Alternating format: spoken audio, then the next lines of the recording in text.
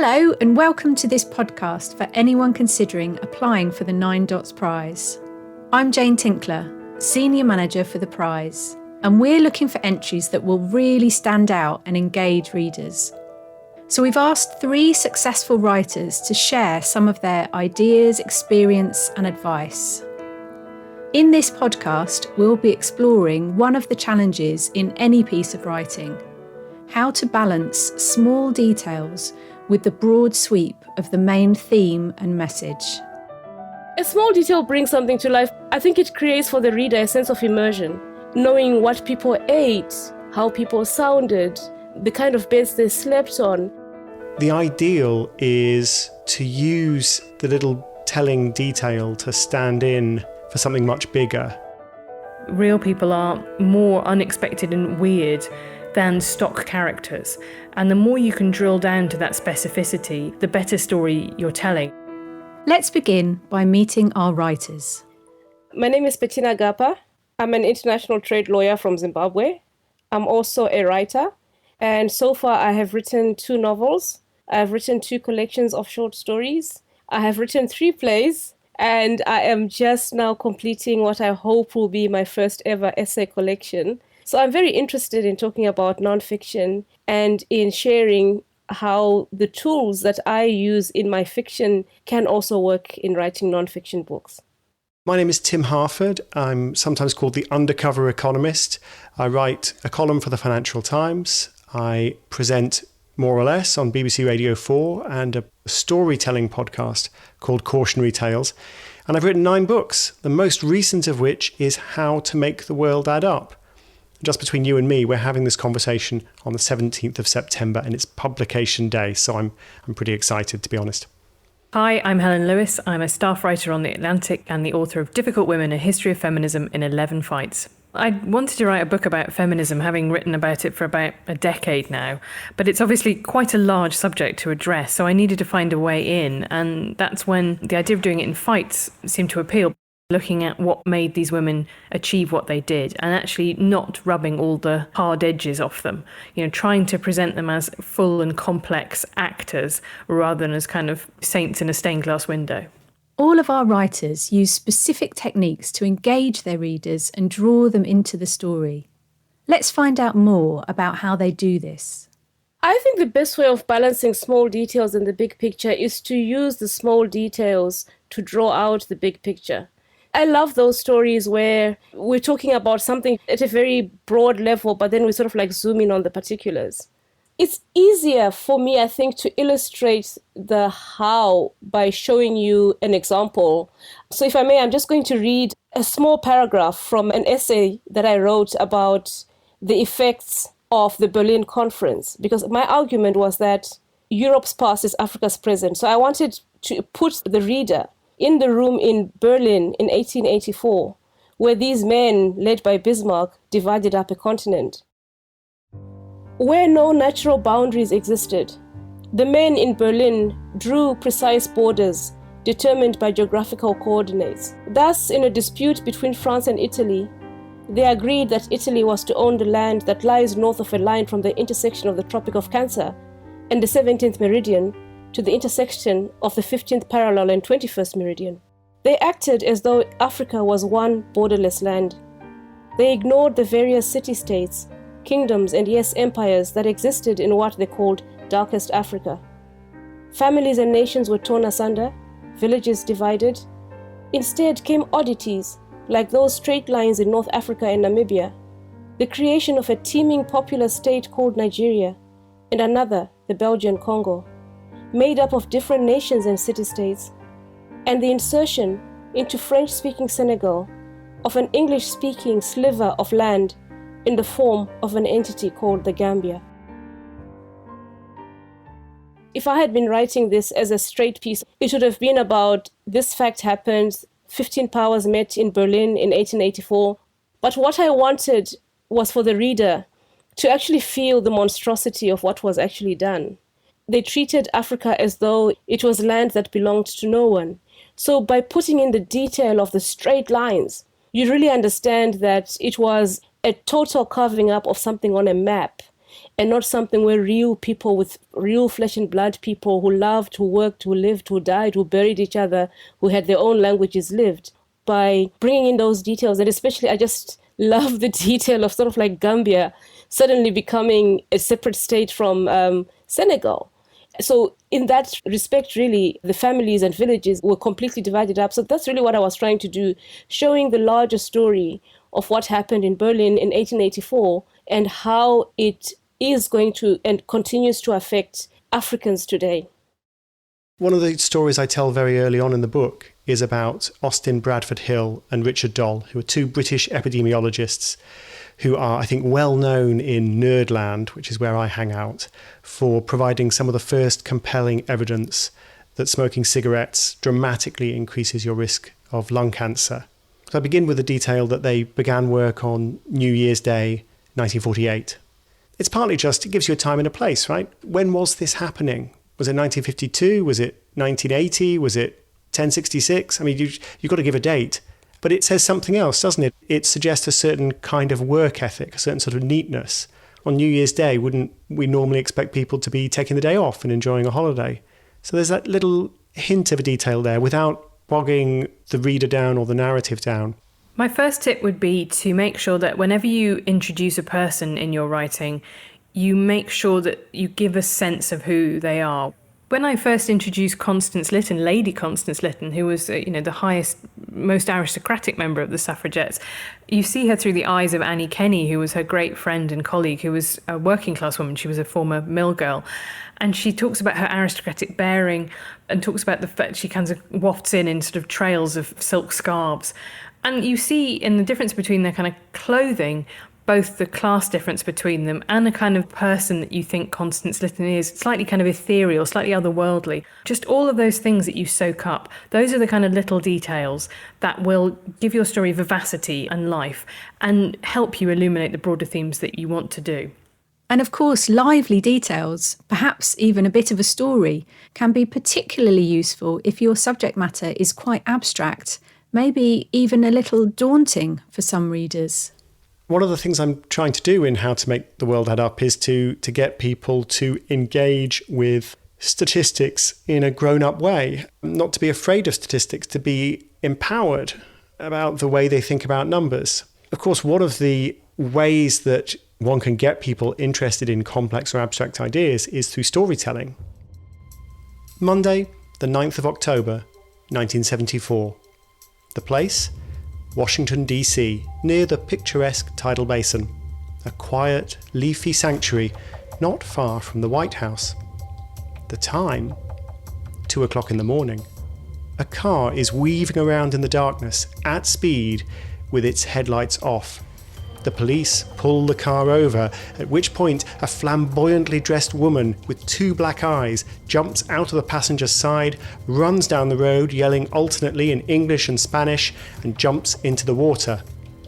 The police pull her out, and she tries to jump in again, at which point they handcuff her. At the wheel is an elderly fellow with broken glasses and minor cuts to his face.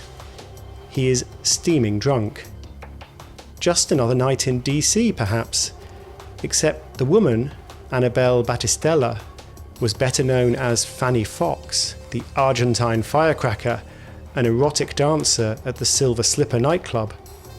And the man was one of the most powerful men in the United States, Wilbur Mills, an Arkansas congressman since the 1930s who, as the long-serving chair of the House Ways and Means Committee, effectively had veto power over most legislation. Well, you've got our attention now, Tim. But what has this got to do with statistics?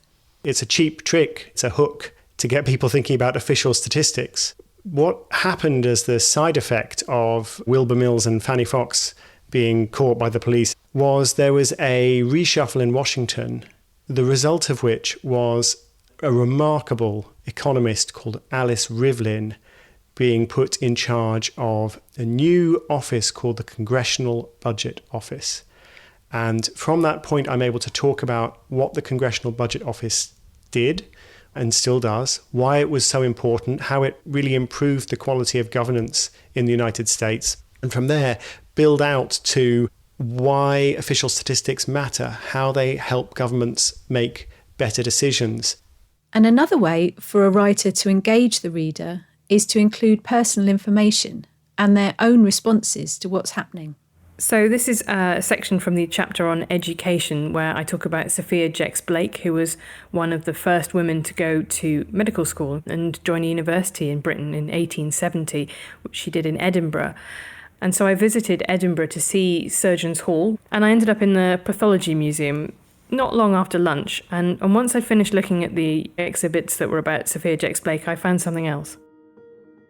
On my way out of the Pathology Museum, I stopped to look at a small skeleton hanging by the exit.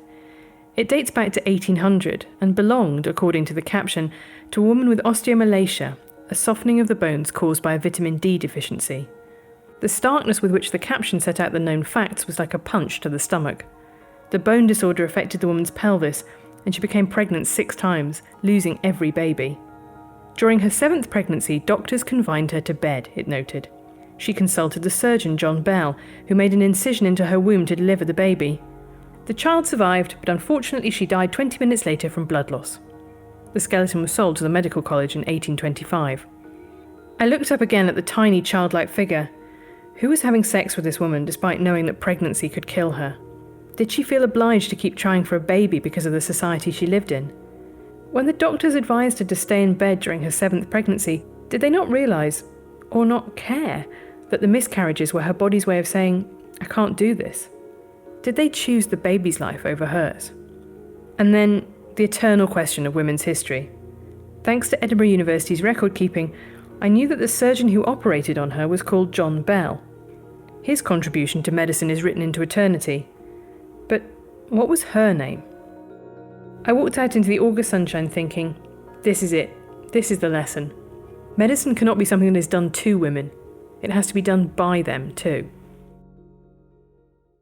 I was conflicted about bringing my personal reactions into the book because it has become a bit of a cliche of women's writing that women are encouraged to write about themselves. But at the same time, I knew that this was a personal story, and feminism is often a personal project as much as a political one. And I wanted to make connections with readers myself. So the book starts with me writing about my divorce because it was an important part of my life. And that's something that you can do in writing, is forge a connection, a quiet, secret connection between you and the reader, saying, this is an experience that I've had. Have you had something similar? Or if not the exact same one, have you ever felt that way? So to sum up, details can illuminate your theme and help to make complex material more accessible. But is there a danger that too many details simply distract your reader from the broad sweep of your story and your argument? There's no doubt it's a difficult balance. Tim can tell us more. The reason I think this is an interesting challenge is because as readers, we really respond to details. A piece of writing that is shorn of description of what a place smells like, what a person looks like, the telling anecdote, we'll respond to that and they stick in our minds. But the challenge for the writer is it's very, very easy to just overlay everything. I mean, you could call it Christmas tree writing if you like. The whole Christmas tree is weighed down with all of these different ornaments, everything you can put on. And that just slows everything down. And in the end, the big point that you're trying to make gets lost because every detail has been considered. So it's a balancing act. And I think it's more easily done in the edit than while you're writing the first draft. And as Petina explains, don't feel you have to include everything you've discovered whilst researching your book. There is a danger that you could have too much detail and not enough big picture. I spent 20 years researching a single book, right? It's my most recent novel, David Livingstone's journey as narrated by his African companions, and it's called Out of Darkness, Shining Light.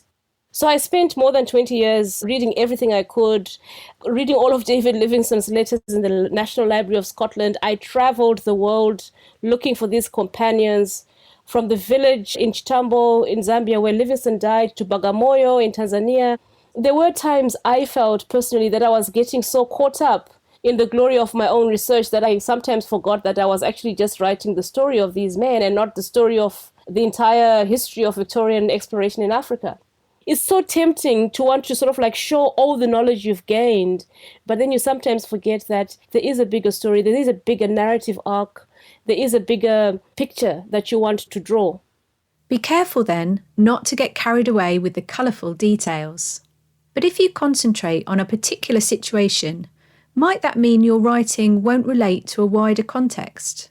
Helen doesn't think so.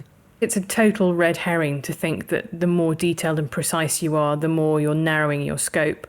Hamlet is a very specific play about a Nordic royal family. But what it does is explores universal themes of, doubt and depression. And actually, it does that much better by grounding it in specifics, grounding it in a family that you can recognise. And I don't think you should ever be too worried about being too specific and thinking that people can't make the jump themselves. You don't need to nanny your readers. Once you've got the balance between your broad themes and the distinctive details which will bring them to life for your reader, the next challenge is to think about how you're going to scale up your idea to a full-length book. What advice can our writers give to people who are planning to enter the prize? I think that they need to demonstrate, firstly, that the idea can be sustained over sort of book-length form. So it needs to be a strong idea, for example, with multiple strands to it. I'll give you an example of a wonderful book by Pietra Rivoli. She takes a simple idea: how does a T-shirt get from the cotton fields to the high street? It could have started off as a small piece of maybe 5,000 words, but the different components involved in the global economy that allow that T-shirt to get from field to shop is then what allows her to flesh out. So for instance, in the cotton field, she talks about agricultural policy, she talks about export subsidies, she talks about all these aspects of agriculture, right?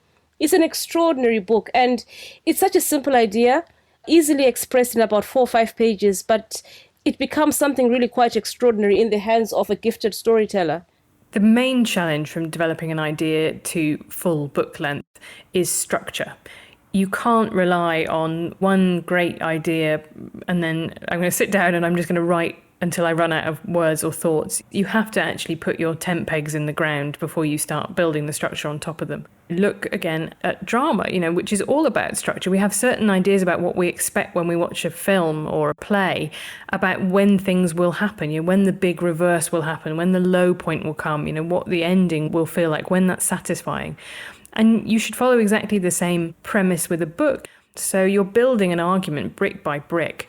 And every chapter is something slightly different, but it's all heading in a direction to either, whatever it is, explore a subject or make your case. But the idea that you don't need to do some intense work beforehand is unfortunately rubbish. You really do.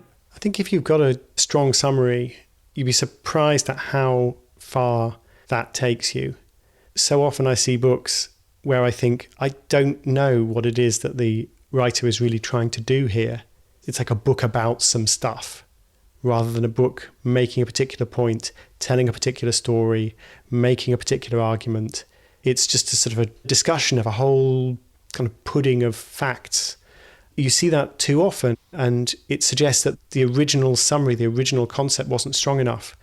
And I feel so envious, in a healthy way, I hope, but so envious when I see somebody who's really nailed down what she or he is trying to do with a book, what they're trying to say with a book. So my feeling is if you've got that concept, it seems to me that you've got so much of the way there already. And what do applicants need to show to convince the judges that their 3,000-word entry could become a full-length book? I think you need to demonstrate that you're opening up a vista rather than answering a question. So what you're doing is saying, here is a topic or a theme. Look how much juice there is here. Look how interesting this is. Wouldn't you love to know all these answers to these questions? Rather than saying, here I am with my tightly bound, finished idea about what it is. And it's like a Fabergé egg. Everything fits together and it's beautiful and perfect. But actually, this is all that needs to be said about it. So this is a challenge, I think. But it's also very freeing because you're giving yourself the permission to say, I don't know all the answers yet, but wouldn't this be a brilliant journey to go on? Wouldn't you like to come on this journey with me? Now it's over to you. Open up that vista for us. We're ready to join you on that journey. Here's your question for 2020. What does it mean to be young in an ageing world? So get writing. We're looking forward to receiving your entries. And many thanks to our writers, Helen Lewis, Tim Harford and Petina Gappah. Let's end with some final words of encouragement from Petina, who's a 9 Dots board member and will be one of the judges. Would I encourage people to enter? Well, yes, absolutely. I would encourage people to enter, even if you don't win. And let's face it, there's only one winner of the prize, right? You get so much out of it, I think, because it allows you to think deeply about ideas, and it allows you to read.